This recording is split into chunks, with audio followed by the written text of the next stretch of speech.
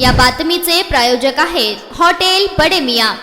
सुधारित पाणी पुरवठा योजनेमुळे सोलापूर शहरातील पाणी पुरवठा सुरळीत होणार असून टप्प्याटप्प्याने 24 तास पाणी पुरवठा केला जाणार आहे। मात्र ही योजना राबवताना नागरिकांना भांडवली मूल्यावर आधारित कर प्रणालीमुळे कर वाढ होईल असा जो नाहक गैरसमज पसरवण्यात आलेला आहे तो चुकीचा असून कोणतीही कर वाढ करणार नसल्याचे महापालिका आयुक्त डॉ. सचिन ओंबासे यांनी पत्रकारांशी संवाद साधताना म्हणाले आहे। नियमित कर भरणाऱ्या करदात्यांवर व सोलापूर शहरावर कोणतीही कर वाढ करण्यात आली नसल्याची स्पष्टोक्ती डॉ. सचिन ओंबासे यांनी दिली आहे। आपल्याला यापूर्वी 892 करोड रकमेची जी पाणी पुरवठा योजनेला मंजुरी दिली होती, परंतु त्याच काळामध्ये आपल्याला शासनातर्फे निर्देश आहे की वर्ल्ड बँक आणि आपली जी अर्बन डेव्हलपमेंट डिपार्टमेंट आहे आणि मित्रा या सगळ्यांच्या संयुक्त विद्यमानं ह्या प्रोजेक्टचं फायनान्सिंग जे आहे ते वर्ल्ड बँकच्या प्रोजेक्टच्या फायनान्समध्ये घ्यावं असे निर्देश आले। आम्ही सुरुवातीला जो DPR बनवला होता तो साधारणतः 1600 कोटीच्या आसपास बनलेला होता, परंतु इनिशियल आम्ही जेव्हा ही योजना प्लॅन केली सोलापूर शहरामध्ये त्यावेळेस ती योजना साधारणतः नगरोत्थान योजनेमध्ये प्लॅन केली होती आणि त्याच्यामध्ये आम्हाला साधारणतः 25 ते 30% शेअर आपला असतो राज्य शासनाच्या योजनेमधून। त्यामुळं आमची जी आर्थिक क्षमता आहे त्याच्या अनुषंगानं आपला शेअर वाढेल या अनुषंगाने आम्ही तो मग जो आमचा DPR होता तो आणि जी स्कीम होती ती रिस्ट्रिक्ट करून 892 मध्ये आपण बसवली। पण ओरिजिनली आपल्याला ती योजना जी होती त्यातल्या पण काही म्हणजे ESR आणि ज्या ठिकाणी आता सध्या पॉप्युलेशन कमी आहे असे भाग आम्ही त्यात वगळले होते। त्याच्यामध्ये एकमेव उद्देश हा होता की आपल्याला ते आर्थिक ताण पडू नये आणि आपल्याला जे सध्या 4-5 दिवसांनी किंवा 6 दिवसांची पाणी होती ते लवकरात लवकर आपल्याला पूर्ववत करून नागरिकांना दररोज पाणी आणि 24/7 पाणी देण्याचा आपला प्रयत्न पूर्ण करता येईल, शासनाचा मानस पूर्ण करता येईल। परंतु वर्ल्ड बँकेकडे जेव्हा आम्ही पुन्हा आमचा जो ओरिजिनल 892चा जो DPR आणि जो TS होता त्याला TS पण मिळालेलं होतं NGPकडून, त्यांनी वर्ल्ड बँकला सादर केला। वर्ल्ड बँकेनं आम्हाला असं सुचवलं की हा जो प्रोजेक्ट आहे तो डिझाईन, बिल्ड आणि ऑपरेट या तत्वावर राबवला जावा। म्हणजे जसं आपण बघितलं असेल की जसं हायवेमध्ये एखादा कॉन्ट्रॅक्टर असतो तो स्वतः बांधतो आणि साधारण 5 वर्ष 10 वर्ष तो मेंटेन करतो, तशाच प्रकारची ही योजना आहे। याच्यामध्ये जो ठेकेदार असेल याच्यामध्ये बऱ्याच वेळा असं असतं की आपण शासकीय योजनामध्ये आपण इस्टिमेट बनवतो आणि ते इस्टिमेट बनवून जसं तसं तो एक्झिक्यूट करतो।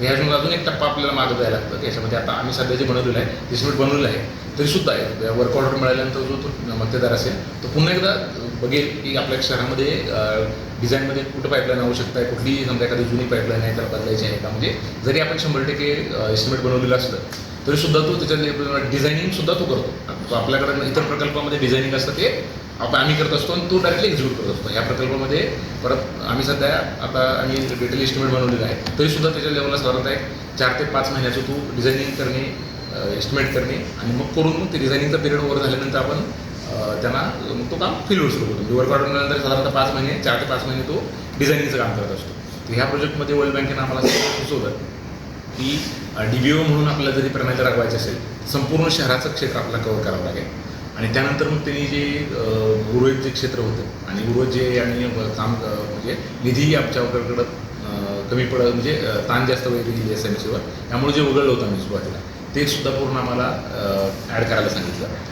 त्याचबरोबर आपलं साधारणतः 50 कोटी रकमेचं आमचं जे मेंटेनन्सची कॉस्ट इलेक्ट्रिसिटीची ती कमी होण्यासाठी साधारणतः आमच्याकडं 50 कोटी रकमेचे आम्ही जे सोलार प्लांट आहे ते सुद्धा प्रस्तावित करायला सांगितलं, त्यामुळे आमचं लॉंग टर्ममध्ये आमचं मेंटेनन्स आणि इलेक्ट्रिसिटी कॉस्ट कमी होईल। तर साधारणतः ही जी 892 कोटीची जी योजना अगोदर मंजूर होती आणि साधारणतः काही वाढ झाली मी थोडक्यात आपल्याला सांगतो की ही योजना DBOमध्ये राबवली गेल्यामुळं संपूर्ण आम्ही जे पूर्ण शहर आपल्याला कव्हर करणं अपेक्षित आहे आणि याच्यामध्ये साधारण सौर ऊर्जा प्रकल्प 50 कोटी, त्याचबरोबर IDC म्हणून आहे आम्हाला वर्ल्ड बँकेनं गायडन्स दिलेलं आहे ते 79 करोड, त्याचबरोबर वाढलेला GST जो आहे जवळजवळ तो 46 कोटीचा आहे। त्यानंतर WTP जो ओरिजिनल जो आपला 892 कोटीचा जो प्रोजेक्ट होता त्याच्यामध्ये तो 120 MLD क्षमतेचा होता, तो नंतर 150 MLDचा झालेला आहे। त्यात जवळजवळ 15 कोटीची रक्कम वाढलेली आहे। नंतर शुद्ध जलवाहिनी फिडर मेन हे साधारणतः पूर्वी 65 किलोमीटर लेनचं होतं ते आता 77 किलोमीटर झालं, याच्यामुळे जवळजवळ 49 कोटीची वाढ झालेली आहे। MBRची संख्या 6 होती 892 कोटीमध्ये, ती साधारणतः 10 झालेली आहे, त्यामुळे 17 कोटी वाढलेली आहे। ESRची संख्या 24 होती अगोदरच्या ह्याच्यात, आता 30 झालेली आहे. यात जवळजवळ 21 कोटी वाढलेले आहे. आणि डिस्ट्रिब्युशन नेटवर्क जे होतं ते प्रामुख्याने आम्ही बरंच कमी कट केलं होतं, विशेषतः ज्या ठिकाणी लोकसंख्या कमी आहे असं आम्ही पहिल्या प्रोजेक्टमध्ये कमी केलं होतं. परंतु वर्ल्ड बँकेनं आम्हाला नंतर आता ॲड करायला लावलेलं आहे. ते सुरुवातीला 720 किलोमीटर होतं, आता 1117 किलोमीटर झाले. त्यात जवळजवळ 33 किलोमीटरची वाढ झालेली आहे. आणि सगळ्यात महत्त्वाचं ही योजना आपल्याला DBO करताना तो जो ऑपरेटर आहे त्याला पाण्याचं जे लॉसेस आहे ते कमी करण्याचं एक महत्त्वाचा इंडिकेटर आहे असणार आहे. त्यासाठी आम्ही सुरुवातीच्या प्रोजेक्टमध्ये फक्त आम्ही 40,000 ऑटोमॅटिक मीटर्स पकडले होते. आता त्यांनी 100% म्हणजे जेवढे नळ घरगुती किंवा जे इंडस्ट्रीज असतील सर्व जे नळ घेणारे लोक आहेत ते सगळ्यांना 100% त्यात मीटरिंग करणं अपेक्षित आहे. त्यामुळं हे जवळजवळ 55 कोटीची जी वाढ झालेली आहे ती याच्यामध्ये झालेली आहे. तर ही जी पूर्ण आर्थिक वाढ झालेली आहे ती आपल्याला वर्ल्ड बँकेचा आणि याचा आणि आपले जे जो डिझाईन पिरियड होता तो साधारणतः 2030 60पर्यंत करण्यात आला. सुरुवातीला 2027 ते 57 असा होता. आणि याच्यामध्ये पूर्णतः वर्ल्ड बँकची स्वतःची एक सेपरेट सेल असतो. याच्यामध्ये वॉटरचा सेल आहे, त्याच्याकडे खूप म्हणजे वेगवेगळ्या देशामध्ये त्यांनी काम केलेलं आहे. भारतातसुद्धा वेगवेगळ्या शहरामध्ये काम ज्यांचं चालू आहे त्यांचा गायडन्स घेऊन आपण हे बदल केलेला आहे. आणि त्यानंतर आता रिवाईज जो आपला जो 1378 आहे त्याला आपली MGP आहे, MGPने टेक्निकल सँक्शनसुद्धा दिलेलं आहे. म्हणजे आपली जी महाराष्ट्र शासनाची जी मेन एजन्सी आहे जी याला टेक्निकल सँक्शन आहे त्यांच्याकडून टेक्निकल सँक्शन प्राप्त झाल्यानंतरच आम्ही आज मंजुरीसाठी आमच्या सभागृहात ठेवलं होतं. त्याला आज सभागृहाने मंजुरी दिली आहे. त्याचबरोबर दुसरा एक मुद्दा, वर्ल्ड बँक वेगवेगळे जेव्हा प्रोजेक्ट आमच्याकडे आला त्यानंतर वर्ल्ड बँकनं आमचे जे उत्पन्नाचे वेगळे सोर्स आहेत, आमच्या या योजनेवर होणारा मेंटेनन्सचा जो खर्च आहे याचा पूर्ण स्टडी केला. आणि त्यानंतर त्याने आम्हाला असं काही काही आर्थिक आणि प्रशासकीय स्वरूपाचे रिफॉर्म्स किंवा सुधारणा आपण त्याला म्हणतो. त्यांचा उद्देश असा असतो की लाँग टर्ममध्ये आपली आर्थिक शिस्त व्हावी, आपली वसूल वाढावी, मेंटेनन्स आणि ऑपरेशनचा खर्च आपला त्यातून भागावा. आणि ओव्हरऑलच ही जी योजना आपण ते कारण ते एवढी मोठी रक्कम जवळजवळ हे जे आपला प्रोजेक्ट आहे जवळजवळ 50% जो खर्च आहे ते वर्ल्ड बँक बेअर करणार आहे. 25% केंद्र शासन किंवा राज्य शासन आणि 25% आहे तो आमच्या महापालिकेचं शेअर आहे. त्यामुळे ते जवळजवळ 50% यात म्हणजे जे स्टेक होल्डर आहे त्यामुळे ते असं बघतात की ही योजना पूर्ण तिचं डिझाईन करणं म्हणजे 60-30 वर्षाचं जे तिचं आहे ते चालावी. त्या दृष्टीने मग जे काही रिफॉर्म करणं आवश्यक आहे असं त्यांनी आम्हाला साधारण 4-5 गोष्टींचा रिफॉर्म त्यांनी आम्हाला सांगितलं होतं. त्यातलं महत्त्वाचा रिफॉर्म असा होता की आपली कर प्रणाली आहे ती साधारणतः 2004मध्ये आपलं असेसमेंट झालेलं आहे. गेल्या 30 ते 21 वर्षापासून आपल्या शहरामध्ये कुठलीही करवाढ पण झालेली नाही आहे, भाववाढ पण म्हणजे आणि त्या टॅक्सेसच्या असेसमेंटमध्ये पण मेजर सर्व बदल झालेले नाही आहे. मग त्यांनी असं आम्हाला सांगितलं की आणि ती जी आपली जी टॅक्सेशन प्रणाली आहे ती ॲन्युअल रेंटल व्हॅल्यू म्हणजे त्याला म्हणजे आपण रेंट कॅल्क्युलेट करतो, नोशनल रेंट कॅल्क्युलेट करतो आणि त्यानंतर आपण मग त्याला काहीतरी वेगळं प्रत्येकाचं आपण स्लॅब ठरवून दिले त्यानुसार आकारणी करतो. बरीच किचकट प्रणाली आहे, त्यात सामान्य माणसाला किंवा कोणालाही ते कळत नाही. फक्त आज आमच्या सभेने आम्हाला जो निर्णय दिलेला आहे की आपल्याला जी कॅपिटल बेस्ड टॅक्सेशन आहे ती एकदम सिम्पल प्रणाली आहे, ते कॅल्क्युलेशन करणं पण सोपं आहे आणि त्याच्यामध्ये पारदर्शकता यामुळे येणार आहे. फक्त आम्हाला आमच्या बॉडीने स्पष्ट आम्हाला असे निर्देश दिले आहेत की ती लागू करताना कुठल्याही प्रकारचे करवाढ आत्ता जे आहे कर त्यात कुठल्याही प्रकारचा करवाढ होणार नाही. आणि त्याच्यामध्ये फक्त आपलं जे रेकॉर्ड असेल जेव्हा आम्ही आणि त्यासाठी एक सेपरेट प्रस्ताव आम्हाला सादर करायला सांगितलेला आहे. ते सध्या जेव्हा आम्ही तो प्रस्ताव सादर करू ते सुद्धा आमची महापालिकेची जी महासभा आहे त्याच्या मान्यतेनेच होईल. आणि त्याच्यामध्ये आम्हाला स्पष्ट निर्देश दिलेले आहे की त्यात कुठल्याही प्रकारचे करवाढ त्यात ते मंजूर करणार नाही आणि करवाढ न करताच ती प्रणाली इम्प्लिमेंट करायची. त्याचा उद्देश हाच आहे की ती ट्रान्सपरन्सी यावी आणि ते कॅल्क्युलेशन करणं. आणि बऱ्याच वेळा असं होतं की म्हणजे एकाच भागातले वेगवेगळ्या 2 घरांना वेगवेगळ्या प्रकारचे दर लागत असतात. म्हणजे बऱ्याचशा विसंगती आहेत, जुनी पद्धत जुन्या पद्धतीची आहे. आपल्या महाराष्ट्रातल्या बऱ्याचशा शहरामध्ये पुणे, मुंबई आहे, कोल्हापूरमध्ये आहे, अशा बऱ्याचशा महानगरपालिकांमध्ये ही लावलेली आहे. त्याच्यामध्ये फक्त नागरिकांना आम्ही पुन्हा एकदा आश्वस्त करू इच्छुक आहे म्हणजे कुठल्याही प्रकारचे करवाढ आम्ही प्रस्तावित करत नाही आहे. हे फक्त आपल्याला लॉंग टर्ममध्ये आपल्याला नागरिकांना सुद्धा जसं इन्कम टॅक्स पूर्वी कसं कॉम्प्लिकेटेड होता शासनानं हळूहळू तो सिम्प्लिफाय केला. सेम तोच उद्देश ह्याचा आहे की सिम्प्लिफाय होणे. शेवटी कर काय लावायचा, किती लावायचा, काय नाही लावायचा हा पूर्ण आमचा जो सार्वभौम अधिकार आहे आमच्या महापालिकेच्या महासभेचा आहे. महापालिकेच्या सभेने आम्हाला निर्देश दिलेले आहेत की कुठल्याही प्रकारचे करवाढ आपण करणार नाही. आमच्या पहिल्यांदा प्रामुख्याने आता शासनाकडे हा प्रस्ताव सादर करणे याची निविदा प्रक्रिया पण बरेच साधारणतः 3-4 महिन्याची कारण मोठी प्रक्रिया आहे. त्याच्यामध्ये वर्ल्ड बँकेचा अप्रुव्हल असते, माननीय मुख्य सचिव यांच्या देखरेखीखाली समितीचा अप्रुव्हल घेणे, त्यानंतर आपल्या केंद्र शासनाच्या योजनेत बसवायचे का राज्य शासनात हे निर्णय आम्हाला ती समिती दिली.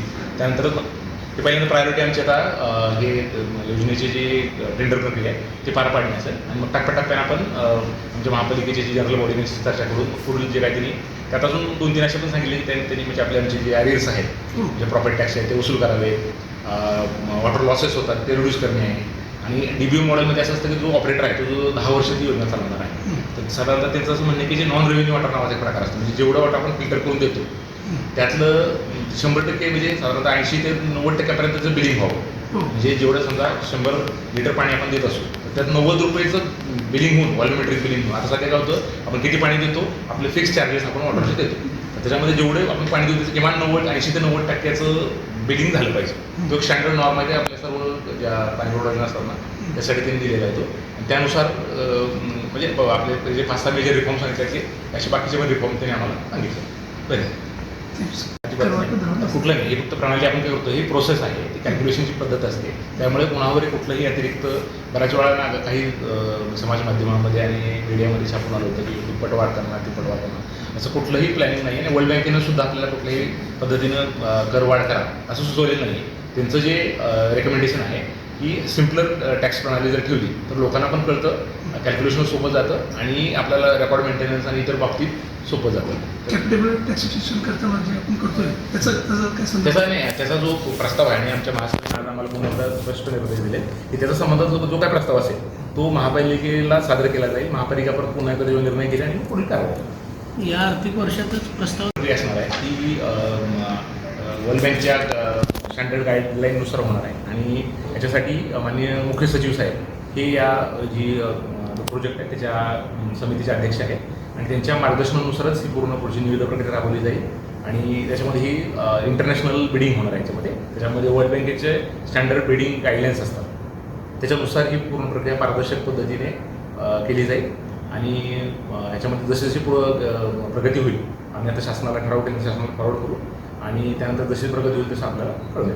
म्हणजे एकंदरीत सोलापूर शहरात मटन, चिकन आणि बीफसाठी प्रसिद्ध असलेलं सोलापूर शहरातील विजापूर वेस्ट येथील प्रसिद्ध हॉटेल बडे मियाँ.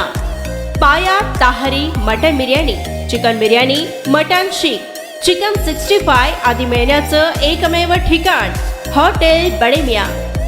मटनमध्ये beef mutton rice, beef cheese अंगुरी, Bade Miyan special mutton, mutton अंगारा, मटन कढी, खिमा मसाला.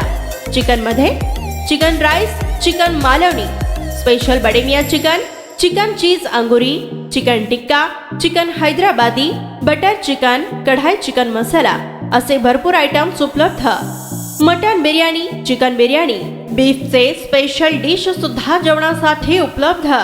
खास हॉटेलमध्ये जेवणाची सोय आणि पार्सलची सोयही उपलब्ध.